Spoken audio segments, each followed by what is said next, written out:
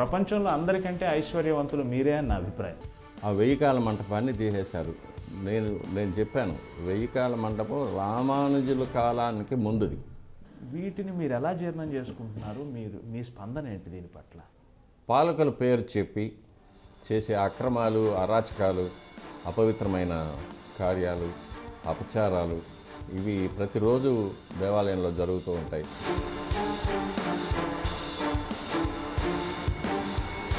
స్వామివారికి నిద్రే ఉండటం లేదు, 4 గంటల నుంచి ప్రారంభం అవ్వాల్సిన పని 2 గంటల నుంచే ప్రారంభమైంది అని ఒక్కోసారి మేము పేపర్లో చదువుతూ ఉంటాం. ఎప్పుడు ఉన్న అభిప్రాయం ఏంటంటే ఈరోజు ఎన్ని వేల మంది భక్తులు వచ్చారు, ఎన్ని వేల మందిని బయటకు తోసేసాం.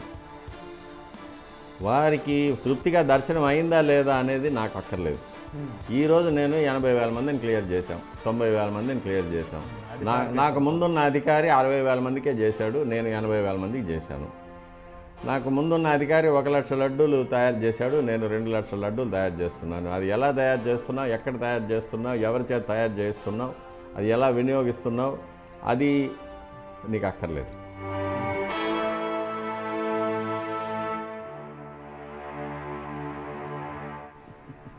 కొత్త బైబిల్ రాస్తున్నారు.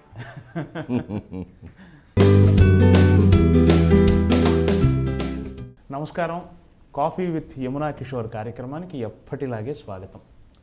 కాఫీ అనేది చాలా చిన్న విషయం అండి. అంతకంటే గొప్ప అమృతపానం లాంటి విషయాలు ఈరోజు మాట్లాడుకుందాం. అంత కాన్ఫిడెంట్గాను చెప్తున్నాను. ప్రపంచంలో గొప్ప ఐశ్వర్యవంతులు ఎవరుంటారు? అసలు ఐశ్వర్యం అనే పదానికి అర్థం ఏమిటంటే ఈశ్వర కృపే ఐశ్వర్యం. మామూలుగా వ్యావహారికంలో మనం బాగా సంపన్నుల ఐశ్వర్యవంతులు అంటున్నాం కదా, అది కాదు. భగవంతుని కృప అత్యధికంగా ఉన్నవాళ్లే ఐశ్వర్యవంతులు. అటువంటి ప్రపంచంలోని అత్యంత ఐశ్వర్యవంతుణ్ణి ఈరోజు మీకు పరిచయం చేయబోతున్నాను. నమస్కారం సార్. ప్రపంచంలో అందరికంటే ఐశ్వర్యవంతులు మీరే అని నా అభిప్రాయం. ఎందుకంటే 40 ఏళ్లుగా అప్రతిహతంగా భగవంతుడి సన్నిధిలో 24 గంటలు గడిపే, లేదా రోజులో చాలా గంటలు గడిపే గొప్ప అవకాశం మీకుంది. ఆ దృష్టిలో మీరు ప్రపంచంలో అందరికంటే ఐశ్వర్యవంతులని నా ఫీలింగ్. జ్ఞానం, వైరాగ్యం, ఐశ్వర్యం ప్రసాదించమని మనం స్వామివారిని ఎప్పుడు కోరుకుంటూ ఉంటాం. ఇందులో జ్ఞానం అనేది దివ్య జ్ఞానం, స్వామివారిని గురించి, విశ్వవ్యాప్తమైన భగవంతుడిని గురించి తెలుసుకోవడం జ్ఞానం. వైరాగ్యం, నీవు తప్ప నాకు ఇంకా వేరే అక్కర్లేదనే ఒక వైరాగ్యం. ఇక ఐశ్వర్యం అంటే మీరు చెప్పినట్టు ఈశ్వర కృప, స్వామివారి యొక్క దివ్యమైన అనుగ్రహం. ఈ మూడింటిని ప్రసాదించమని స్వామివారిని అడుగుతాం, ఇంకేమి కోరం. అయితే ఇందులో నా గొప్పతనం అనేది ఏమీ లేదు, నా అచీవ్మెంట్ అనేది ఏం లేదు. ఆ వంశంలో జన్మించాను, అది పూర్వజన్మ సుకృతం. తరువాత మా పితృదేవులు, మా పెద్దవారి యొక్క ఆశీర్వాదం, స్వామివారి యొక్క అనుగ్రహం ఇవన్నీ చేరి నన్ను ఆ స్థానంలో నిలబెట్టాయి. స్వామివారికి నిత్యం అభిషేకం, ఆరాధన, అలంకారం, ఆరగింపులు ఇవన్నీ చేసే ఒక మహత్తరమైన అవకాశాన్ని నాకు ప్రసాదించాయి. వృత్తిపరంగా ఒక అర్చకుడిగా, స్వామివారిని అర్చించుకునే అర్చకుడిగా నా వృత్తి ధర్మాన్ని నేను నెరవేరుస్తున్నాను. అంతకన్నా ఇందులో నా గొప్పతనం అనేది ఏమీ లేదు. నేను భగవంతుని కృపే అనేది వేరే, భగవంతుని కృపే మీ మీద అపారంగా ఉంది అన్నాను, వేరే ఏం లేదు. చాలా సంతోషం. మీరు 1967లోనే ఈ బాధ్యతల్లోకి వచ్చారు. మీరు చదువు రీత్యా మైక్రోబయాలజీ, ఆధ్యాత్మికతకి ఆ పక్క నుండే మైక్రోబయాలజీ, దాని నుంచి మీరు ఉత్తర ధ్రువం దక్షిణ ధ్రువం లాగా సైన్స్ నుంచి ఆధ్యాత్మికం వైపు వచ్చారు. మీ మీ మీ వ్యాఖ్యానం ఏంటంటే రెండు ఒకటే అంటారు. గతంలో ఇంటర్వ్యూలో చూశాను. చదువు సంబంధమైన ఆ విషయం నుంచి ఆధ్యాత్మికమైన ఈ విషయంలోకి వచ్చిన అనుభూతి చెప్పండి సార్. ఇది అందులో నుంచి ఇందులోనికి రావడం అనేది కాదు. పుట్టుకతో నేను అర్చకుణ్ణి. పుట్టినప్పటి నుంచి ఆ మైండ్ సెట్లోనే నన్ను పెంచారు. చిన్నప్పటి నుంచి మా తల్లిగారి గర్భంలో నేను ఉన్నప్పటి నుంచి నేను తిరుమలలోనే స్వామివారి దేవాలయంలోనే ఉన్నాను. అక్కడే పుట్టాను, అక్కడే ఆడుకున్నాను, అక్కడే తిన్నాను, అక్కడే నిద్రపోయాను. అప్పట్లో స్వామివారి దేవాలయం ఇంత హడావుడి ఉండేది కాదు. చాలా ప్రశాంతంగా, చాలా సంతోషంగా ఉండేది అప్పట్లో దేవాలయంలో ఉండడం అనే విషయం. ఇక చదువు అనేది తిరుపతిలో అవకాశాలు ఉండింది. ఆర్ట్స్ కాలేజీలో చేసాము, తర్వాత యూనివర్సిటీలో చేసాము. అవకాశం ఉండింది. సైన్స్లో ఇంట్రెస్ట్ ఎక్కువ. దానికి తగినట్టు మా గురువులు గారు కూడా ప్రోత్సహించారు, మా తండ్రి గారు ప్రోత్సహించారు.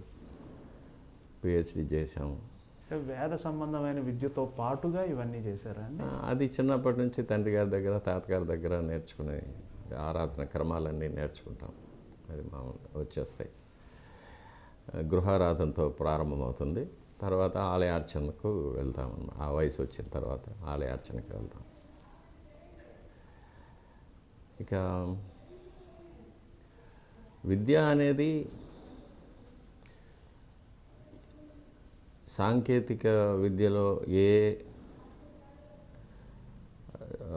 సబ్జెక్ట్ తీసుకున్నా, either it is engineering or medical or biomedical and even arts subjects, వేటికైనా కూడా ఒక డెస్టినేషన్ అనేది, ఒక టార్గెట్ అనేది దివ్యమైన జ్ఞానం అని. ఎందుకంటే జ్ఞానాయ నమః, జ్ఞానగమ్యాయ నమః, జ్ఞానాతీతాయ నమః. అది స్వామివారి సహస్రనామం. ఆయనే జ్ఞానం. జ్ఞానం వల్ల తెలుసుకోదగిన వారు ఆయనే.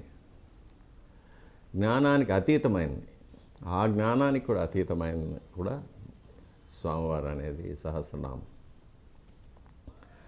కాబట్టి నాకు చాలా ఏళ్ళుగా నాకు మనసులో ఒక క్వశ్చన్ మార్క్ ఉండేది. ఎందుకు నన్ను మాలిక్యులర్ బయాలజీలో పిహెచ్డి చేయించి తన దగ్గరికి ఎందుకు తీసుకున్నారు అని. దానికి సమాధానం ఇప్పుడిప్పుడే తెలుస్తూ ఉంది నాకు. ఎవరైనా అడిగినప్పుడు మట్టుకు చాలా ఒక లైటర్ వెయిన్లో చెప్పేస్తాను, maybe Balaji wanted a scientist priest అని ఫర్ ఎ చేంజ్ చెప్తుంటాను. కానీ తర్వాత నేను చాలామందిని వృత్తిపరంగా చాలామందిని కలుస్తూ ఉంటాను. అంటే ఒక్కొక్క సబ్జెక్ట్లోనూ ఎక్స్ట్రీమ్కి వెళ్ళిన వాళ్ళని, either maybe scientist or medical doctor or economist, politicians, judges, వీళ్ళందరినీ కలుస్తుంటాను. వీళ్ళందరిలోనూ నేను చూసిన ఒకే ఒక కామన్ ట్రైట్ ఏంటంటే, అంతా భగవంతుడి దయ నేను చేస్తున్నాను, నాదేమీ లేదు, నేను నిమిత్త మాత్రుణ్ణి అనే ఒక స్థితికి వచ్చేస్తారు వాళ్ళు, ఒక ఎక్స్ట్రీమ్కి వెళ్ళినప్పుడు. అది చూశాను. ఇక హిస్టరీలోకి వెళ్తే, take the greatest inventors, Isaac Newton, Leonardo da Vinci, Michael Faraday, Albert Einstein, వీళ్ళందరూ కూడా they agree on a single common point. మనకన్నా మానవాతీతమైన ఒక శక్తి మనల్ని నడిపిస్తూ ఉంది. ఏది జరుగుతున్నా అది ఒక ప్రీడెస్టైన్డ్ సిచ్యువేషన్. కాబట్టి దేని మీద మన మానవ శక్తి ఏమి చేయలేదు అనే దాని మీద వీళ్ళందరికీ కూడా ఒక కామన్ ఏకాభిప్రాయం. ఉంది, అభిప్రాయం చూసాం అది. కాబట్టి ఆ స్థితికి నన్ను స్వామివారు చాలా త్వరగానే తీసుకొచ్చేసారు. మేబీ నేను పూర్వజన్మలో చేసిన సాధనలో కానీ, లేక పెద్దవారి అనుగ్రహంలో కానీ, లేక స్వామివారు నాకు ఈ జన్మలో నాకు ఇచ్చిన కర్తవ్యాలు నెరవేర్చడం కోసం కానీ స్వామివారు నన్ను ఆ స్థితికి తీసుకొచ్చారని అనుకుంటాను. ఇకపోతే సైన్స్ అనేది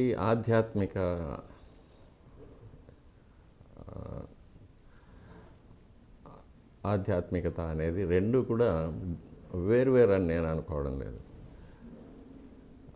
ఇది ఒక స్పిరిచువల్ క్వెస్ట్. అంటే మానవుడు తన జీవితాంతం దేనికోసమైతే అన్వేషిస్తూ ఉంటాడు, అదే దాన్ని సాధించడం ఆధ్యాత్మికతో సాధ్యం అనేది. కాబట్టి స్పిరిచువాలిటీ కూడా it is also a science and it's a higher level of science for higher minds అంటాం. ఎందుకంటే మన మైండ్ని ఆ స్పిరిచువాలిటీ పక్క ట్రైన్ చేయాలి. Every human being has got that capacity. ఆ మైండ్ని స్పిరిచువల్ లైన్లో తీసుకెళ్ళి ట్రైన్ చేసి స్వామివారి యొక్క భగవంతుడి యొక్క విశ్వవ్యాపిత్వాన్ని అర్థం చేసుకోవడమే దివ్యమైన జ్ఞానం అనేది. దాన్ని ఏ మనిషి ఎవరైనా కూడా సాధించుకోవచ్చు. కాకపోతే దానికి చాలా సాధన అవసరం. ఎలాగైతే సైన్స్లో మన కంటికి కనిపించని అణువుల్ని, పరమాణువుల్ని చూడడానికి మనకు ఎలక్ట్రాన్ మైక్రోస్కోప్స్ కానీ అలాంటి ఎక్విప్మెంట్ ఎలా ఉంటాయో, అలాగే కొన్ని లక్షల కాంతి సంవత్సరాల దూరంలో ఉన్న నక్షత్ర కూటాలు, గెలాక్సీస్, స్టార్ సిస్టమ్స్, వీటిని చూడడానికి ఎలాగైతే మనకు హబుల్ టెలిస్కోప్ లాంటి ఒక ఎక్విప్మెంట్ మనకు అవసరపడుతుందో, అలాగే మానవాతీతమైన శక్తిని దర్శించడానికి, అర్థం చేసుకోవడానికి, అనుభవించడానికి కూడా కొన్ని సాధనలు అవసరమవుతాయి. ఇక్కడ వీటికైతే భౌతిక పరిమాణంలో కావాల్సి వస్తాయి. స్పిరిచువాలిటీలో పారభౌతికమైన పరిమాణంలో మన మనస్సుని, మన ఆత్మని, మన మేధస్సుని దానికి ట్యూన్ చేసి సాధన చేయగలిగితే మనం తప్పకుండా ఈ దివ్యమైన జ్ఞానాన్ని కూడా పొందవచ్చు. ఇదే ఆగమ శాస్త్రంలో కూడా అష్టాంగ యోగం మొదలైన పద్ధతులతో వివరించున్నారు మన మహర్షులందరూ కూడా. మీరు అంటే మీ కుటుంబాలకు సంబంధించి, మీ 4 కుటుంబాలకు సంబంధించి నిబంధనలు ఎలా ఉంటాయండి? అంటే మీరు మామూలు జనంలాగా సమాజంలో సంచరించడానికి కొన్ని నిబంధనలు ఉన్నాయి, అందరిలాగా మీరు జనంలో కలవలేరు అటువంటివి అంటారు కదా, అవి అంటే మీ వ్యక్తిగత స్వేచ్ఛ ఎంతవరకు ఉంది? అది ఏమి అటువంటి నిబంధనలు అంటూ మరి ఏముండవు. కాకపోతే అర్చక కుటుంబాల్లో చిన్నప్పటి నుంచి కూడా మేము పెరిగిన విధానం కొన్ని ఉంటుంది. ఎందుకంటే మా వేషం, కట్టు, బొట్టు, జుట్టు, ఇవి, తర్వాత మా ఆహారం, మేము వాడే భాష, మా స్నేహిత వర్గం, ఇవన్నీ కూడా చిన్నప్పటి నుంచే కూడా పెద్దవాళ్ళు గైడ్ చేస్తుంటారు. దాని ప్రకారంగానే అలవాటు పడిపోతాం. కాబట్టి బయటకు వచ్చినప్పుడు మామూలుగా అంటే వ్యక్తిగతంగా నేను యూనివర్సిటీలో ఉండి అలవాటైంది కాబట్టి ఎవరితోనైనా కలిసిపోగలను, ఏ భాష అయినా మాట్లాడగలను, ఏ సబ్జెక్ట్ మీదైనా నేను చిట్ చాట్ చేయగలను. కాబట్టి నాకు ఎటువంటి రిస్ట్రిక్షన్స్ ఉండదు. కాకపోతే నన్ను గుర్తుపట్టిన వాళ్ళు దగ్గరకు వచ్చి పలకరిస్తూ ఉంటారు ఎక్కడికైనా వెళ్ళినప్పుడు. అంతకన్నా ఆహారపు అలవాట్లు అనేది మేము దానికోసం కొన్ని జాగ్రత్తలు తీసుకుంటూ ఉంటాం బయట వెళ్ళినప్పుడు. ముఖ్యంగా ఎక్కడ కాంప్రమైజ్ కాం. ఎందుకంటే ఈ ఆహారపు అలవాట్లు కానీ దైనందిన కార్యక్రమాల్లో కానీ మా యొక్క ఒక రిథమ్ అనేది ఒక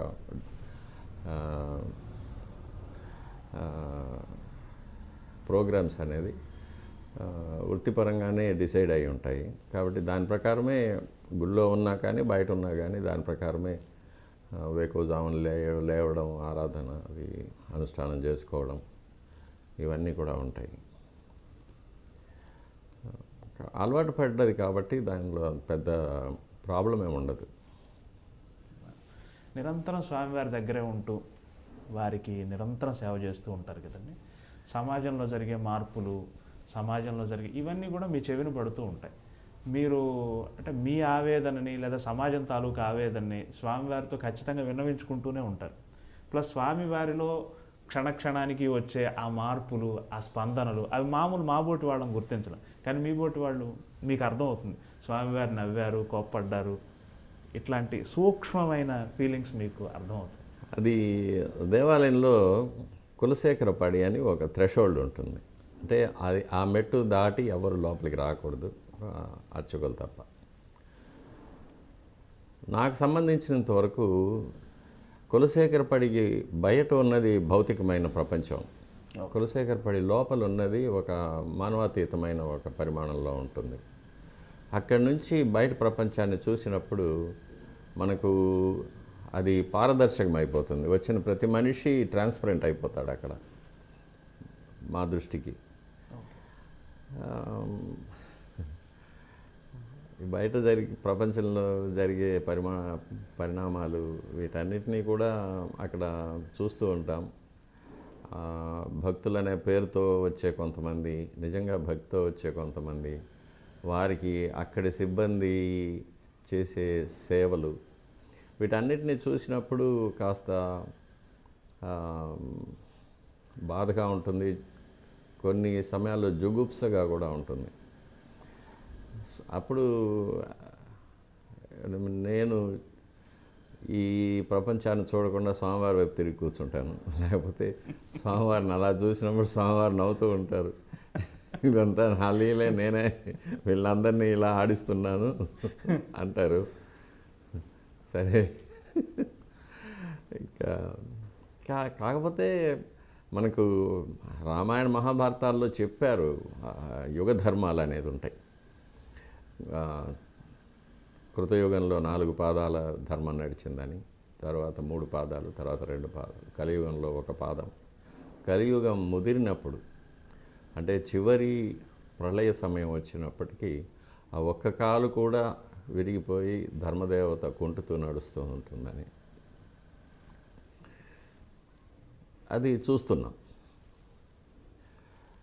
తర్వాత ఇక నాస్ట్రడామస్ కానీ, పోతులూరి వీరబ్రహ్మం కానీ, మహాభారతంలో అనుశాసన పర్వంలో భీష్ముడు ధర్మరాజుకు ద్వాపర యుగం పూర్తయి కలియుగం ప్రారంభమయ్యేటప్పుడు కలియుగంలో ఎలా ఉంటుంది అనే విషయాన్ని గురించి బోధించడం, అవన్నీ కూడా మనం చదివినప్పుడు సరే ఇవన్నీ కూడా దాని ప్రకారం జరుగుతూ ఉందనేది తెలుసుకోవచ్చు.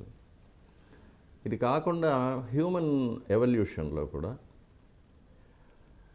మనుషుల్లో ఒక క్రూరత్వం, ఒక అత్యాశ, హింసాత్మకమైన ప్రవృత్తి, అంటే తమోగుణం, ఇవన్నీ కూడా ఎక్కువ అవుతుందని, తరువాత ఇంకాస్త ముందుకు వెళితే మానవుల్లో 2 జాతులు తయారవుతాయని, ఒకటి పూర్తిగా భౌతికమైన లాలసత్వం, అటువైపుగా ప్రయాణించి రాక్షస ప్రవృత్తితో మనుషులు అయిపోతారని, ఇంకొక శాఖగా మానవాతీతమైన శక్తులు పొందినవారు, ఎక్స్ట్రా సెన్సరీ పర్సెప్షన్ అంటాము, అటువైపుగా ఒక మానవ జాతి ఉద్భవిస్తుందని ఇప్పుడు మనం కూడా చూస్తూ ఉంటాం. చాలామందిలో చిన్నపిల్లలు కూడా పూర్వజన్మ జ్ఞానం రావడం, లేక ఇప్పుడు రష్యాలో దీని మీద చాలా చాలా రీసెర్చ్ జరుగుతుంది. యుఎస్ఏలో కూడా జరుగుతుంది. మనుషులు కొన్ని సమాధి స్థితికి పోవడం, అందులో జరిగే మార్పులు, వాటి మీద. ఇవి కాకుండా అష్టసిద్ధులు, అణిమ, గరిమ, లఘిమ అలాంటివి, దూరశ్రవణం, దూరదృష్టి, తర్వాత భవిష్యత్తులోకి వెళ్ళడము, it's called out of the body experiences అంటాము.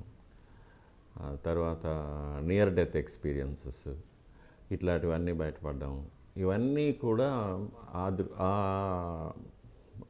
ఆ దిశగా మనకు కనిపిస్తున్న ఎవిడెన్సెస్ ఇవి. కాబట్టి ఇవన్నీ మనం చూస్తూ ఉంటాము. ఇదే కాకుండా దేవాలయంలో అప్పుడప్పుడు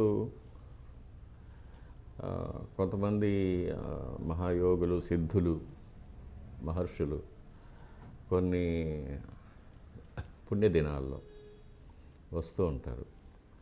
వారు కూడా వచ్చి స్వామివారిని దర్శించుకుంటారు. స్వామివారి నుంచి కొంత దివ్యమైన శక్తిని స్వీకరించి వెళ్ళిపోతూ ఉంటారు. వారు మామూలుగా ఎవరితో మాట్లాడరు, ఎవరిని చూడరు, ఎవరిని స్పర్శ చేసుకోరు. కానీ వారు వచ్చినప్పుడు దేవాలయం అంతా కూడా పూర్తిగా ఒక వైబ్రేషన్ ఉంటుంది. అది మనం మహద్వారంలో అడుగు పెట్టేటప్పుడే తెలిసిపోతుంది ఎవరో మహాత్ములు గుడిలో ఉన్నారనేది. అటువంటి వారు కూడా వస్తూ ఉంటారు, పోతుంటారు. అది మీరు అనుభూతి చెందగలరు, మీరు ప్రత్యక్ష సాక్షులు కాబట్టి. అది ఒక వేవ్ లెంత్ అంతే. ఆ వేవ్ లెంత్కి మనం వెళ్తే మనం వీ కెన్ ఫీల్ దెమ్.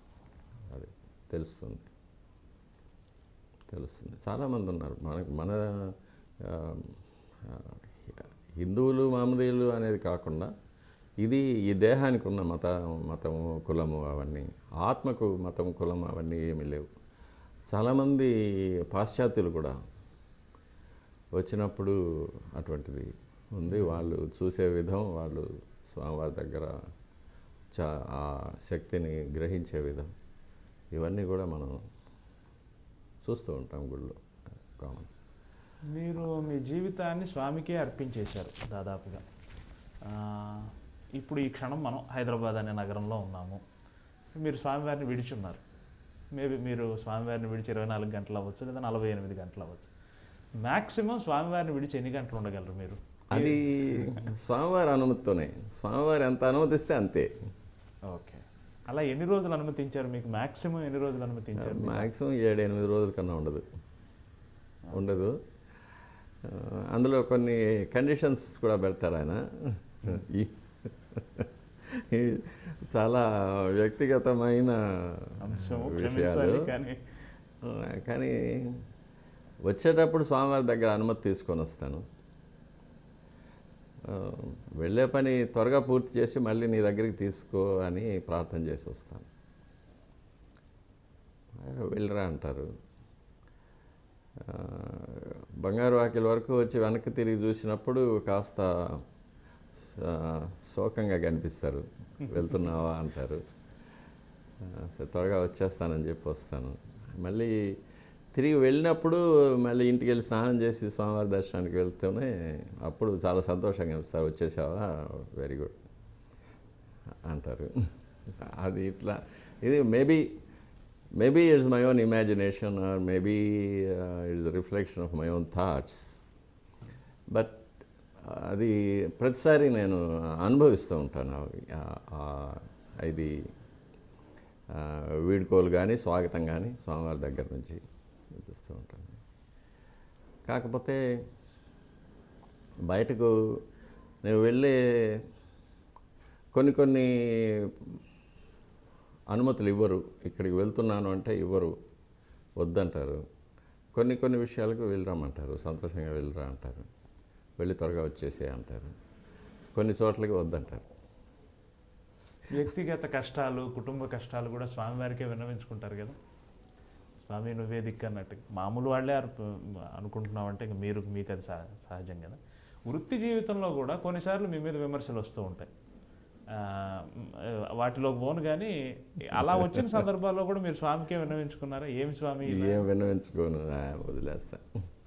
ఉదాహరణకి నేను చెప్తాను. ఈ వ్యవస్థను రద్దు చేయాలని పాలకులు నిర్ణయం తీసుకున్నప్పుడు అటువంటి సందర్భాల్లో ఎందుకు స్వామి ఇంత కష్టం ఇచ్చావు అని స్వామిని అడగలేదా? అక్కడ అది కూడా మేము స్వామి లేలే ఏం తప్పు చేశాము, ఎందుకు ఇలా జరిగింది అనేది అడుగుతాను. కానీ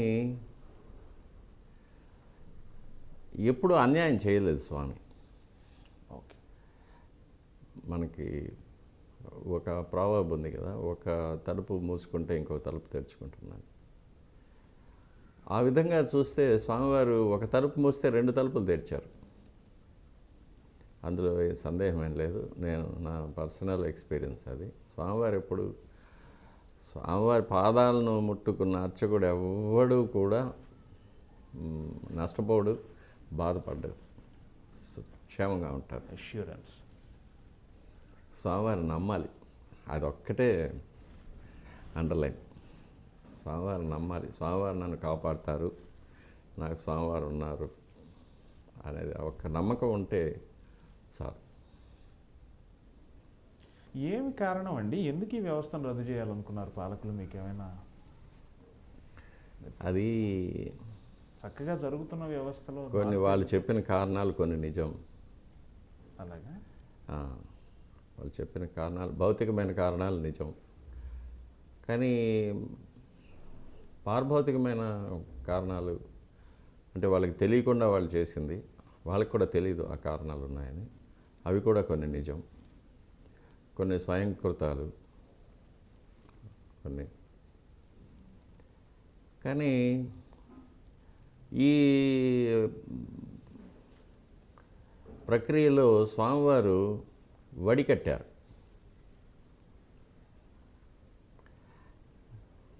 వడికట్టి క్రీమును తీసుకున్నారు. ఓకే. ఓకే. కొంతమందికి అపారమైన అవకాశాలు ఇచ్చారు, కొంతమందిని పూర్తిగా దూరంగా పెట్టారు. అంటే నాకు భౌతికమైన సౌఖ్యాలు ఇవన్నీ, సంపదలు ఇవన్నీ నాకు అక్కర్లేదు. నీ దేవాలయంలో ఒక ఏ సేవకైనా, అసలు దేవాలయాన్ని శుద్ధి చేసే సేవకుడిగానైనా నేను నీకు దగ్గరగా ఉండాలి, నీకు సేవ చేయాలి అని కోరుకున్న వాళ్ళని తీసి దగ్గరకు తీసుకొని వాళ్ళని హిమాలయ పర్వతం మీద పెట్టేశాడు. నాకు ఇదే కావాలి, నాకు ఈ హక్కులు కావాలి, ఈ సంపద కావాలి, ఈ వరుంబడి కావాలి, వరుమానం కావాలి, ఇవి ఉంటే నేను వస్తాను, ఇవి లేకపోతే నాకు అక్కర్లేదు అనుకున్న వాళ్ళని పాతాళంలో పడేశాడు. అంతా స్వామి లీల. అదే వడికట్టారు. భగవాన్ సత్యసాయి బాబా గారు ఒక సందర్భంలో ఒక మాట అన్నారు, వెంకటేశ్వరుడు వెంకటరమణుడు, వైష్ణవులంతా వెంకటరమణుడి పేరు మీద నమస్కరిస్తారు, శైవులంతా వెంకటేశ్వరుడి పేరు మీద, వెంకట ప్లస్ ఈశ్వర పేరు మీద, వెంకటేశ్వరుడి పేరు మీద అర్చిస్తారు అన్నారు. ఈ శైవ వైష్ణవ వాదం లేదు. శైవులు వైష్ణవులు అందరూ ఒకటే. దీని మీద మీరేమంటారు సార్? ఇది మీ శైవ పూజా విధానం, వైష్ణవ పూజా విధానం, వెంకటేశ్వరుడికి సంబంధించి ఏమైనా తెర ఏమైనా ఉందా? ఇది ఎట్లుంటుందంటే, ఇప్పుడు తిరుమల ఉంది. తిరుమలకు ప్రాచీనమైన వాంగ్మయంలో త్రిపథ అని పేరు. త్రిపథ అంటే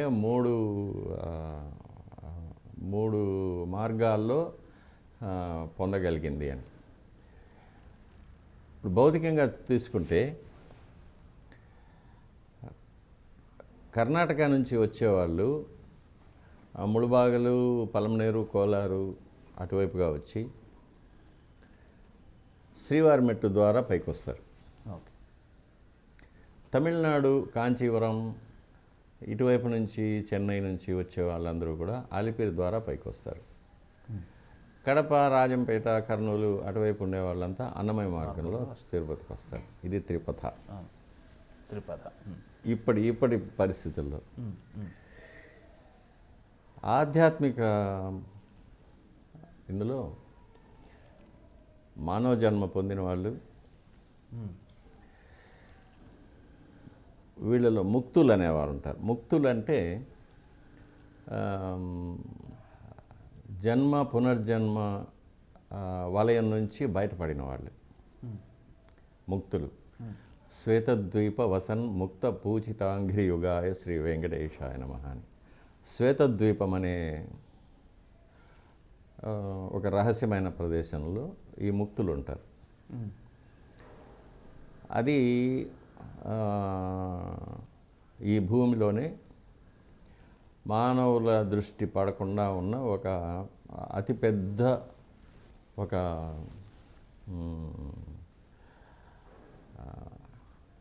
ప్రదేశం. ఇది 5 ఖండాల కింద వ్యాపించి ఉంటుంది. దీనికి సముద్రాల కింద కూడా ఉంది. వీటికి మధ్య రహదారులు అనేవి ఉన్నాయి. అక్కడ ఈ శ్వేతద్వీపం, దీన్ని శంబల అంటారు, అగార్తి అంటారు, ఉతోపియా అంటారు, లేక అట్లాంటిస్ అంటారు. ఈ ముక్తులందరూ కూడా స్వామివారిని దర్శించుకొని శక్తి పొందుతూ ఉంటారు అప్పుడప్పుడు పుణ్యదినాల్లో. వీళ్ళల్లో యోగులు ఉంటారు, సిద్ధపురుషులు ఉంటారు, మహర్షులు ఉంటారు, బ్రహ్మర్షులు ఉంటారు, దేవతలు కూడా ఉంటారు. వీళ్ళకి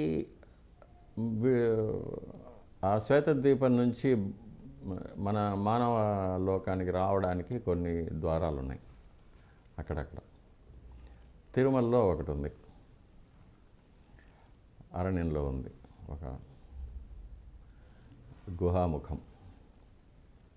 ఆ గుహాముఖం నుంచి వాళ్ళు భౌతికమైన దేహాలతో వచ్చేటట్టుంటే అట్లా వస్తారు. లేకపోతే ఇంకా సూక్ష్మ శరీరాల్లో వచ్చే వాళ్ళకి ద్వారాలు అక్కర్లేదు, ఎప్పుడైనా వస్తారు. భౌతికమైన దేహాల్లో వచ్చేవాళ్ళు వస్తుంటారు. వాళ్ళు వచ్చి స్వామివారిని దర్శించుకుంటుంటారు. ఇది కాక ప్రతిరోజు ఉదయం సుప్రభాతంతో మొదలుకొని ఏకాంత సేవతో స్వామివారికి మానవ సహజమైన అర్చకులు చేసే కైంకర్యాల తర్వాత, తలుపులు వేసిన తర్వాత చతుర్ముఖ బ్రహ్మ మిగిలిన ఇంద్రాది దేవతలతో పాటు లోపలికి వచ్చి స్వామివారికి ఆరాధన చేస్తారు. దాన్ని బ్రహ్మారాధన అంటారు. ఆ బ్రహ్మారాధనకు తయారుగా మేము తీర్థం అవి అన్నీ పెట్టేసి తలుపులు వేసుకొని వచ్చేస్తాం. మేము వచ్చిన తర్వాత వాళ్ళు వెళ్తారు. బ్రహ్మారాధన జరిగిన తర్వాత ఉదయం సుప్రభాతంలో బ్రహ్మ ఆరాధన చేసిన తీర్థం భక్తులకు ఇస్తాం. బ్రహ్మారాధన తీర్థం అని పేరు దానికి. స్వామివారికి విశ్వరూప దర్శనం అని పేరు సుప్రభాతంలో. సుప్రభాతంలో కౌసల్య సుప్రజారామ అని మేము బంగారు వాకిలి తలుపులు తీసి అర్చకులు లోపలికి వెళ్ళేటప్పుడు వాళ్ళు దేవతలు మనల్ని భుజాలను ఒరుసుకుంటూ బయటికి వెళ్తారనేది ఆగమ శాస్త్రంలో చెప్పబడింది. దానికి తగినట్టే దేవాలయంలో పూర్తిగా పాజిటివ్ ఎనర్జీ ఉంటుంది ఆ టైంలో, బ్రహ్మముహూర్తం వరకు. ఇట్లా మానవులు, శ్వేతద్వీపవాసులు, దేవలోకం నుంచి దేవతలు, వీళ్ళందరూ కూడా మూడు అంతస్తుల్లో ఉన్న ఆత్మలు వచ్చి స్వామివారిని దర్శనం చేసుకుంటారు కాబట్టి త్రిపథ అని పేరు. ఇక వెంకటేశ్వరుడు, వెంకటరమణుడు ఇవన్నీ మనం పెట్టుకున్న పేర్లు. ఆ దివ్యమైన శక్తికి అరూపం, నిష్కలం, నిర్గుణం, నిరాకారం, పరబ్రహ్మ. కాబట్టి ఆ శక్తిని ఒక్కొక్కరు ఒక్కొక్క కోణం నుంచి చూస్తారు, దర్శించుకుంటారు. ఆ కోణంలో వారికి ఏం కనిపిస్తే వాళ్ళు ఆ పేరు పెట్టుకుంటారు. కాబట్టి సహస్రనామాల్లో హరయే నమః, హరయే నమః, అందులో వెంకటేశ్వర అంటే వెంకట అనేదానికి వేం అంటే పాపాలను, కట అంటే నాశనం చేసేది, నిర్మూలించే ఈశ్వర భగవంతుడు, పాపాలను నిర్మూలించే భగవంతుడు అని వెంకటేశ్వర. ఆగమం ఏం చెప్తుందంటే వేం ఐశ్వర్య బీజం, కట అమృత బీజం అంటారు. సో వేం అంటే ఐశ్వర్య బీజం, ఐశ్వర్యం అంటే దివ్యమైన జ్ఞానం, దివ్యమైన జ్ఞానం పొందగానే కట అమృత బీజం, అమృతత్వం వస్తుంది మనిషికి. ఆ దివ్యమైన జ్ఞానం పొందడమే అమరత్వం. ఓకే. అటువంటి శక్తినిచ్చే దివ్యమైన జ్ఞానాన్ని, దాని ద్వారా అమరత్వాన్ని ప్రసాదించే భగవంతుడు స్వామి అని పేరు. కాబట్టి ఆ, ఏ పేరు పిలిచినా పలుకుతారు.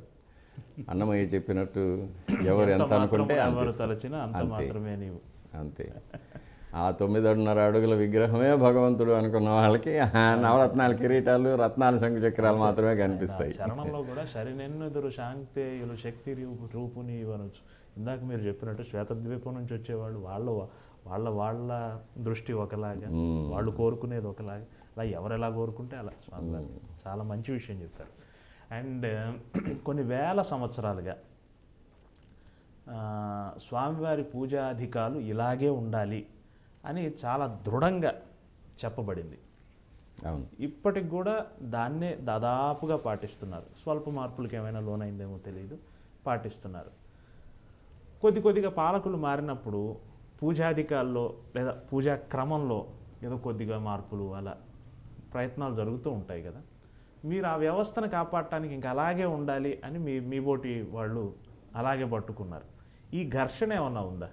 ఘర్షణ నిత్యం జరుగుతూనే ఉంటుంది. కృతయుగంలో మత్స్యకూర్మ వరాహ నారసింహాది అవతారాలన్నిటిలోనూ కూడా ఒక రాక్షసుడు ఉంటాడు కదా.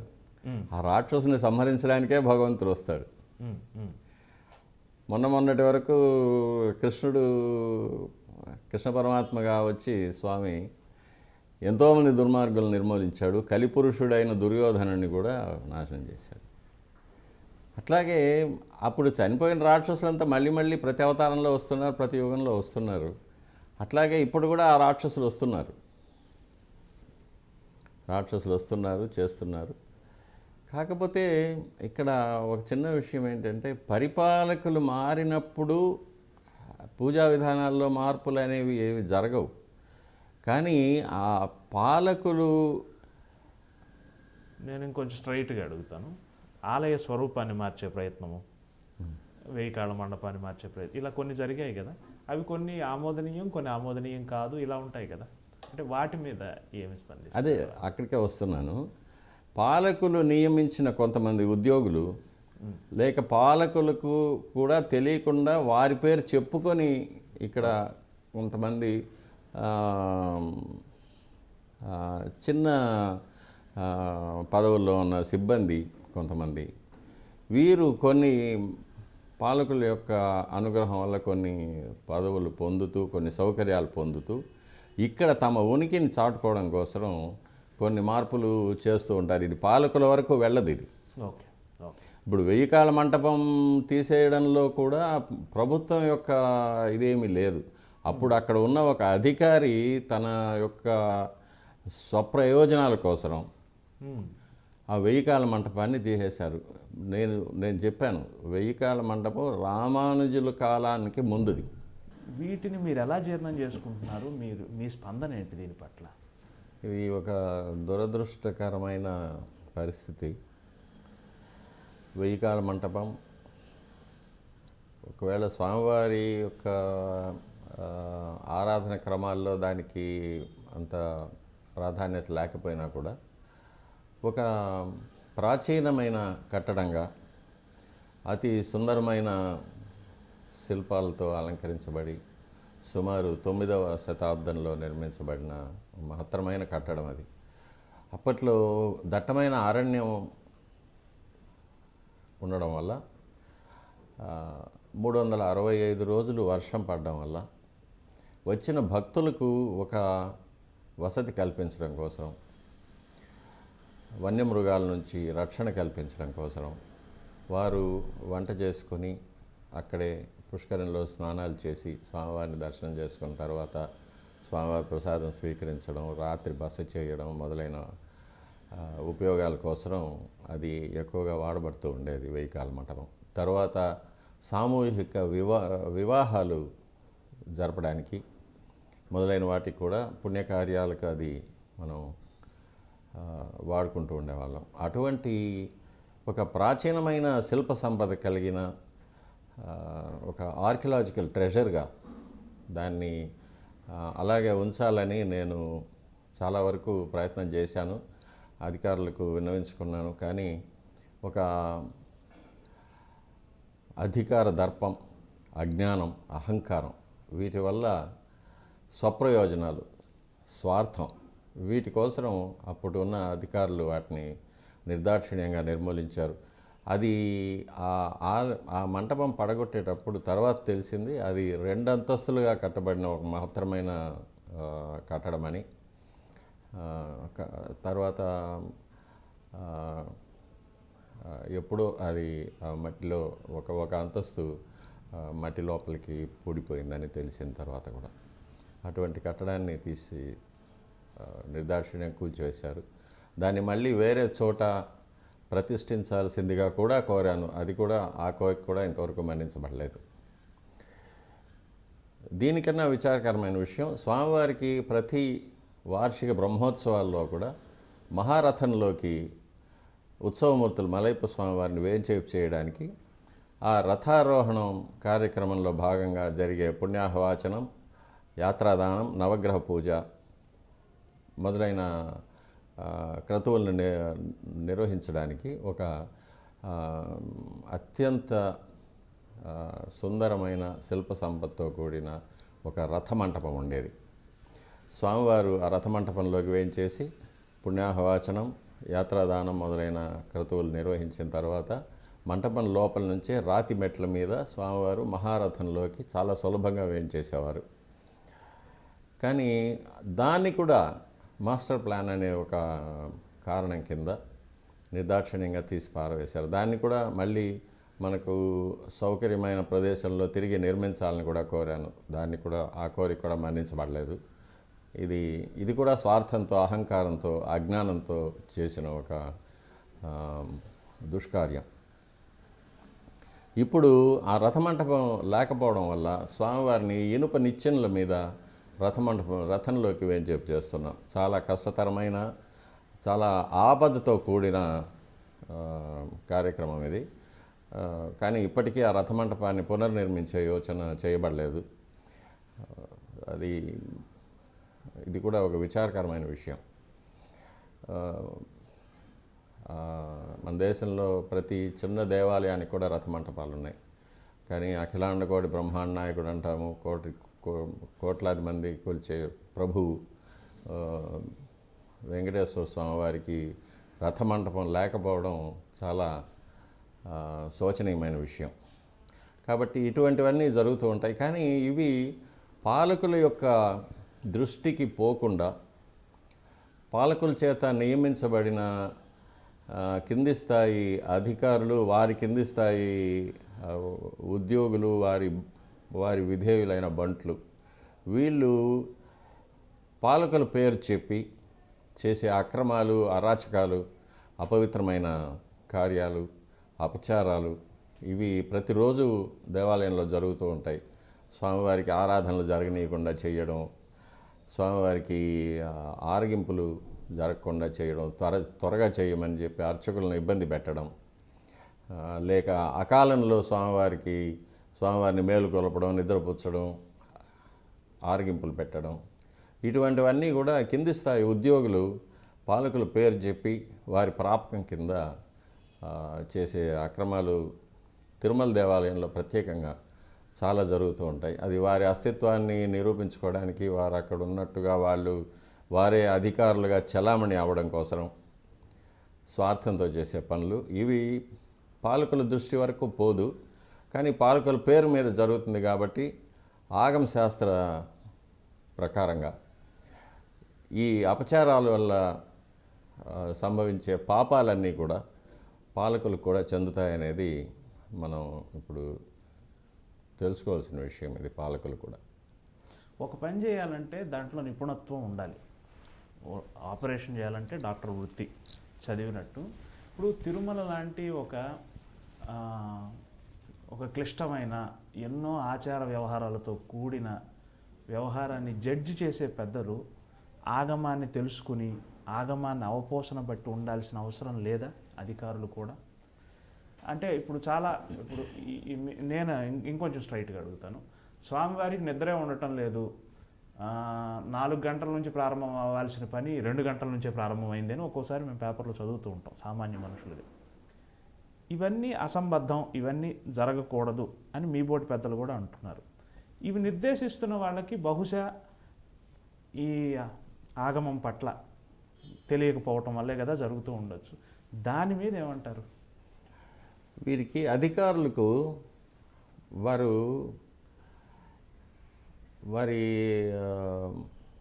విద్యార్జనలో భాగంగా వారికి ఎలాంటి బోధన చేస్తారంటే, మీరు పాలించడానికే పుట్టారు,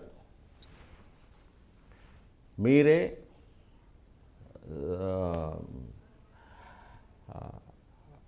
సర్వాధికారులు, మీరు చెప్పినట్లే జరగాలి, మీకు తెలియని విషయం లేదు, మీకు ఎవరు చెప్పవలసిన అవసరం లేదు.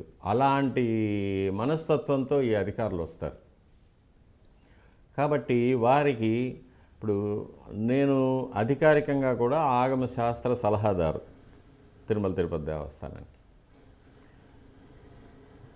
నేను సలహా ఇవ్వాలి, నేను చెప్పింది దేవాలయంలో జరగాలి, నేను వద్దన్నది జరగకూడదు.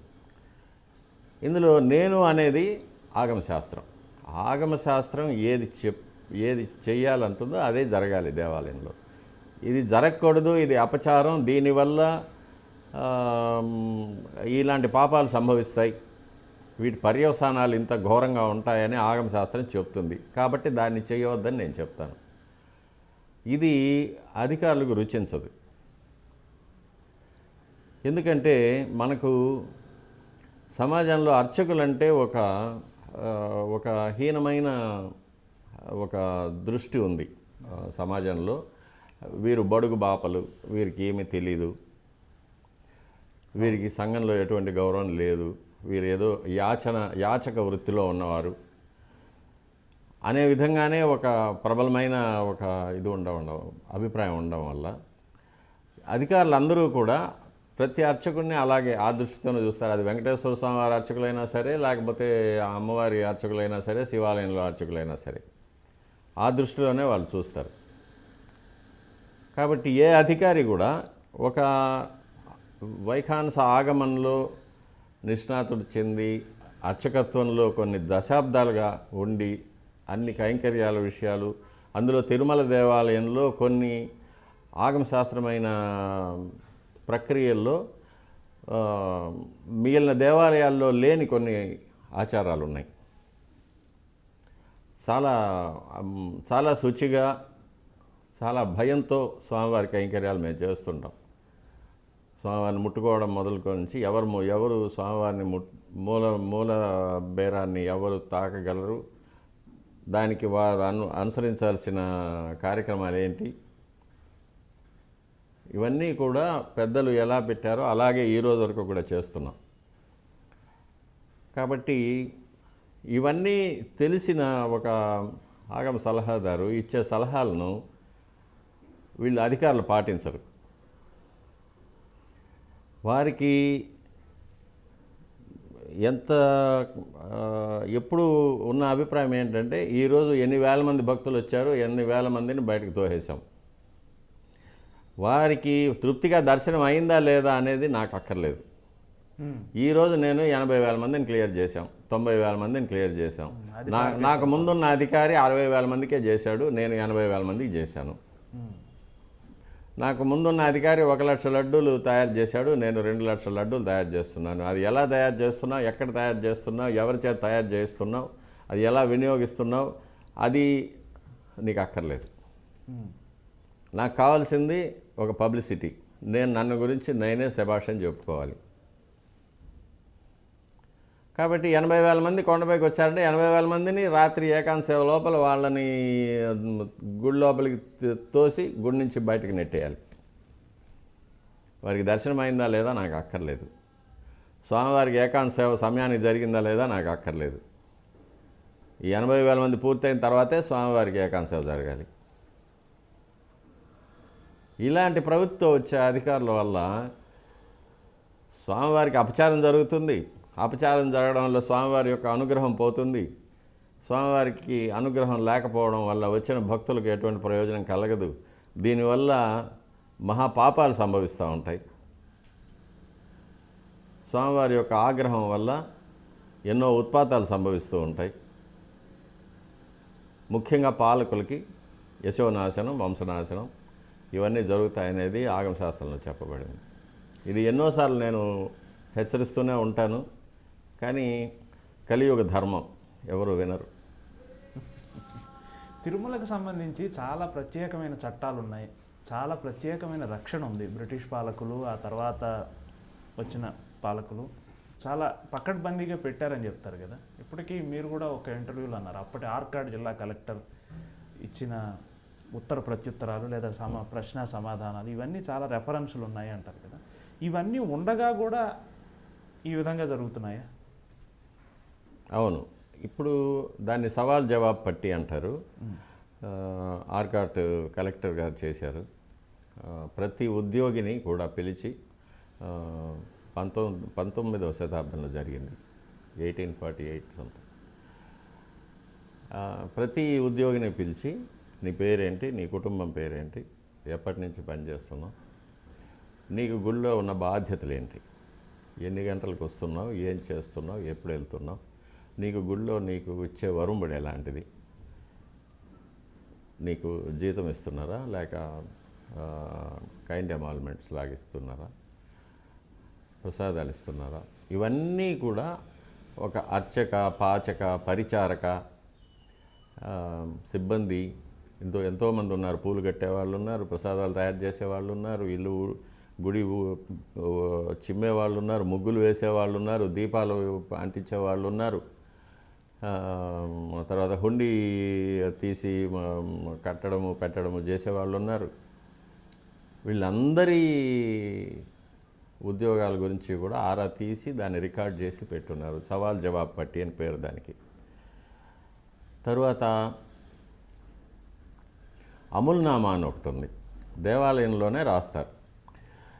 అముల్నామా అంటే ప్రతిరోజు ఉదయం సుప్రభాతానికి ఎవరు వచ్చారు, అర్చకులు ఎవరు వచ్చారు, జీయంగాళ్ళు ఎవరు వచ్చారు, ఉద్యోగి ఎవరున్నారు, వచ్చి తలుపులు తీశారు, తలుపులు తీసిన తర్వాత ఆ సీక్వెన్స్, ఎవరు తలుపులు తీశారు, ఎవరు లోపలికి వెళ్ళారు, ఏం జరిగింది, తర్వాత సుప్రభాతం తర్వాత తోమాల సేవ జరిగింది, తోమాల సేవ తర్వాత కొలువు జరిగింది, కొలువులో ఇలా జరిగింది, ఈ అధికారులు వచ్చి పాల్గొన్నారు, తర్వాత సహస్రనామార్చన జరిగింది, నైవేద్యం జరిగింది, శాతమరు జరిగింది. ఇలా సీక్వెన్స్, ఎవరెవరు ఏమేం చేశారు, ఎప్పుడు చేశారు, ఎవరు ముందు చేశారు, ఎవరు వెనక్కి చేశారు, ఎవరికి ముందు తీర్థం ఇచ్చారు, ఎవరికి రెండవ తీర్థం ఇచ్చారు, ఎవరికి మూడవ తీర్థం ఇచ్చారు, ఆచార్య పురుషుల్లో ఈ సీక్వెన్సులు ఇవన్నీ కూడా అముల్నామాని రాస్తారు. అది కూడా కొన్ని తరాలుగా రాస్తూ ఉన్నాం. ఏదైనా సందేహం ఉన్నప్పుడు అముల్నామాలు చూస్తాం. ఏ బహుమానాలు, మర్యాదలు ఇటువంటివి పర్వదినాల్లో వాటిని గురించి సందేహాలు వచ్చినప్పుడు అవి చూస్తుంటాం.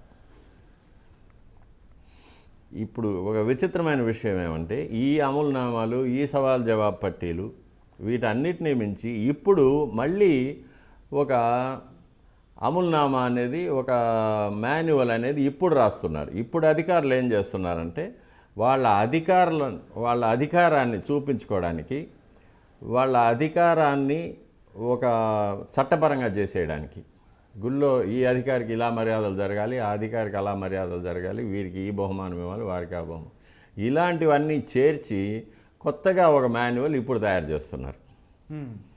కానీ ఆ తయారు చేసే అధికారమో అర్హతో లేని వాళ్ళు చేస్తున్నారు.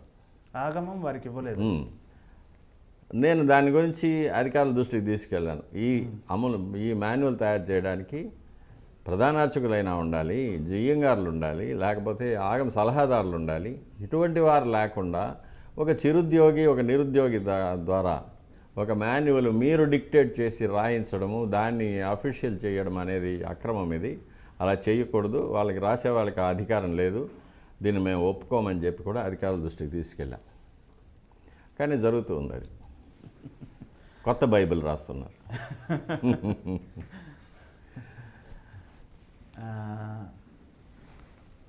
ఇటీవల ఉత్తరాదికి చెందిన ఎగ్జిక్యూటివ్ అధికారి బాధ్యతలు తీసుకున్నారు.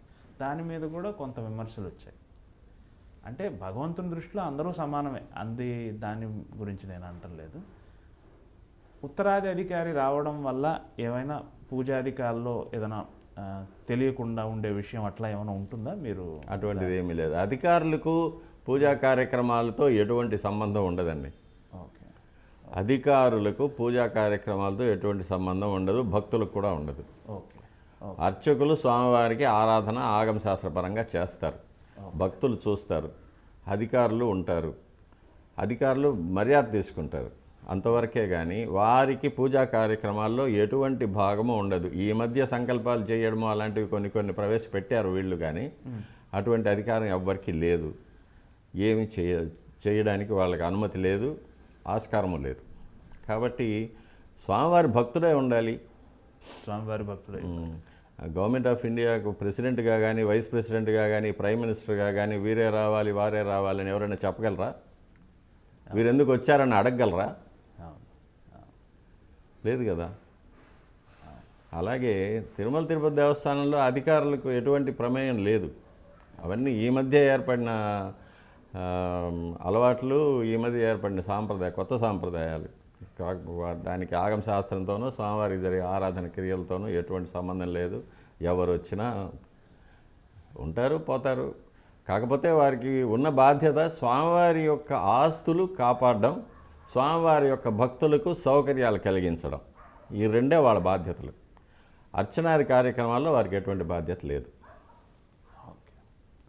ఆగమశాస్త్ర సలహాదారు కూడా మీరు దేవాలయానికి సంబంధించినంత వరకు ఒక సలహాదారుగా, నేను ప్రధాన అర్చకుడిగా అడగడం లేదు, ఒక సలహాదారుగా ఉన్న స్థితి నుంచి ఇంకొంచెం మహత్తరమైన స్థితికి ఉద్ధరించబడాలంటే మీరిచ్చే సలహా ఏమైనా ఉందా? మీ మనసులో అనుకున్నది ఇలా ఉంటే బాగుండు, ఇలా జరగాలి అనే మార్పులు ఏమైనా కోరుకుంటున్నారా? సలహాదారు అనే వ్యక్తి మానవుడే, అవును, మనిషే. కాకపోతే ఆగమ శాస్త్రాన్ని గురించి కొంత పరిజ్ఞానం ఉంటుంది. అతను ఇచ్చే సలహాలన్నీ ఆగమ శాస్త్రం నిబద్ధమయ్యే ఉంటాయి, నిర్ణయించింది. కాబట్టి శాస్త్రాన్ని గౌరవించాలి. శాస్త్రం ఏం చెప్తుంది? ఇలా చెయ్యాలి, ఇలా చేయకూడదు, చెయ్యకపోతే ఏం జరుగుతుంది, దీనికి ప్రాయశ్చిత్తం ఏంటి, ఇది ఆగమశాస్త్రం చెప్తుంది. దాని ప్రకారం మనం చేయడం. ఇది ఆగమశాస్త్రం యొక్క లక్ష్యం ఏంటి? లోక కళ్యాణం. భగవంతుడు తృప్తి చెందితే వచ్చే భక్తులకు మంచి జరుగుతుంది. రాష్ట్రం, దేశం, మానవ లోకమంతా సుభిక్షంగా ఉంటుంది. స్వామివారికి ఆగ్రహం వస్తే పాలకులు, రాష్ట్రము, దేశము, ప్రపంచం అంతా కూడా ఎన్నో మానవ నిర్మితాలైన ఉత్పాతాలకి, రోగాలు, యుద్ధం, వరదలు, ఇలాంటి వాటికి, లేక ప్రకృతి సిద్ధమైన ఉత్పాతాలు, భూకంపాలు, అగ్ని ప్రమాదాలు, ఉల్కలు, తోకచుక్కలు, ఇటువంటి వాటి వల్ల కానీ నాశనం జరుగుతుంది.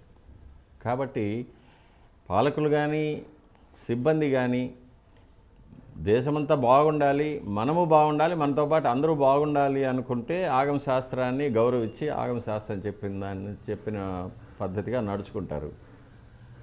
లేక నేను మాత్రమే బాగుండాలి అని పాలకులు కానీ, సిబ్బంది కానీ, అధికారులు కానీ అనుకుంటే ఇటువంటి అపచారాలు జరుగుతూనే ఉంటాయి. కాబట్టి ఆగమ శాస్త్రంలో చెప్పిన విషయాల్ని మనం గమనించి దాని ప్రకారం మనం నడుచుకుంటే లోక కళ్యాణం జరుగుతుంది, అందరూ బాగుంటారు. సాధారణ ప్రజలు ప్రతిరోజు మిమ్మల్ని టీటీటీ ఛానల్లో చూస్తూ ఉంటారు. ఉదయాన్నే మీరు తెలుగు, తమిళ భాషల్లో మీరిచ్చే ప్రసంగం చాలా బాగుంటుంది. ఈ బహుభాషా కోవిదత్వం గురించి చెప్తారా సార్? మీరు మీ తమిళ ఉచ్చారణ కూడా అద్భుతంగా ఉంటుంది. అది అంటే మీకు నిబంధనల్లో అలా తెలుగు, తమిళం, కన్నడం, మలయాళం విధిగా నేర్చుకుని ఉండాలి అట్లా ఏమైనా ఉందా, లేకపోతే మీ వ్యక్తిగత ఆసక్తి? అటువంటి నిబంధనలు ఏం లేవు. అది వ్యక్తిగతంగా నాకు ఉన్న అవకాశం నేర్చుకోవడానికి తెలుగు, తమిళం, కన్నడం.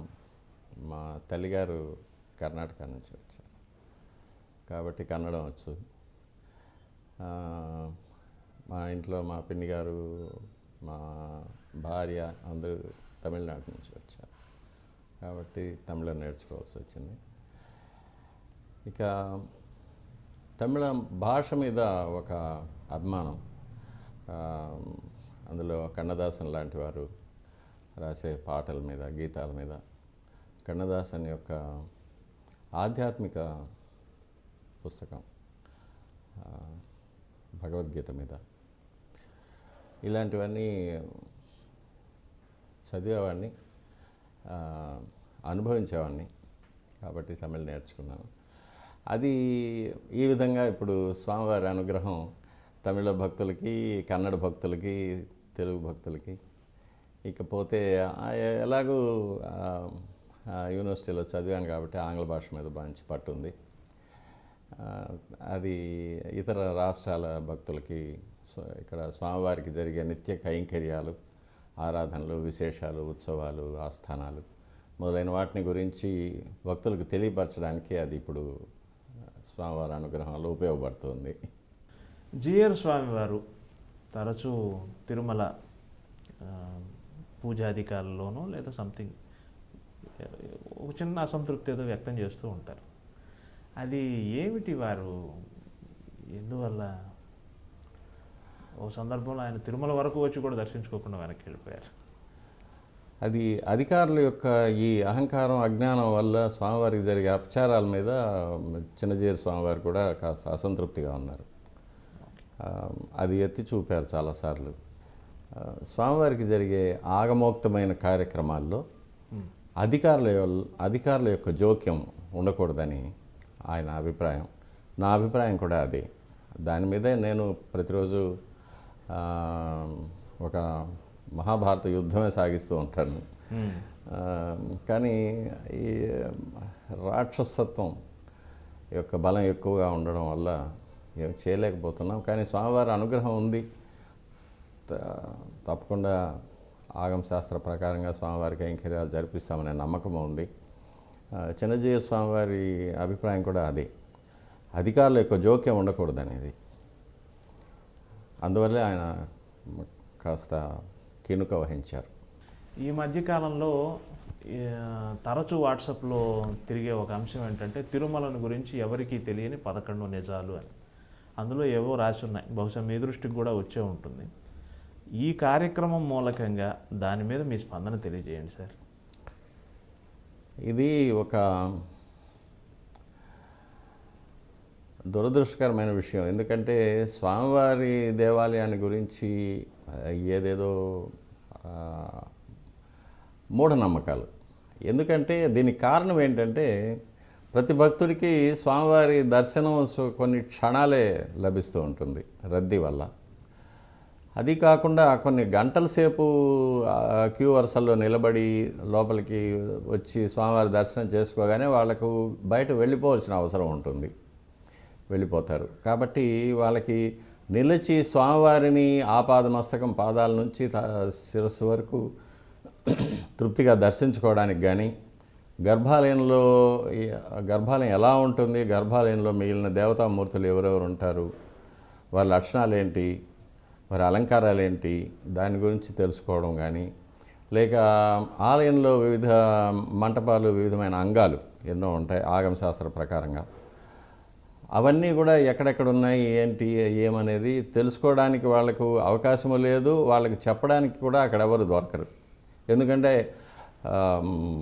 ఆలయ సిబ్బంది ఎవ్వరికీ కూడా ఈ అవగాహన లేదు.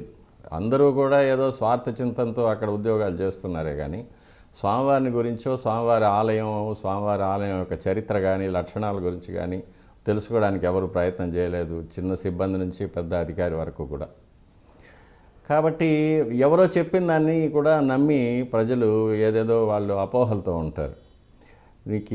నేను చెప్పవలసింది ఏంటంటే స్వామివారి దేవాలయం పూర్తిగా ప్రతి శిల, ప్రతి రాయి, ప్రతి స్తంభం, ప్రతి కుడ్యం, ప్రతి గోపురం, ప్రతి మంటపం, ఇవన్నీ కూడా వైఖానస ఆగమ శాస్త్రంలో మరీచి మహర్షి చెప్పిన ఆలయ వాస్తు శిల్పశాస్త్రం విమానార్చన కల్పం అనే గ్రంథం ఆధారంగా నిర్మించబడింది.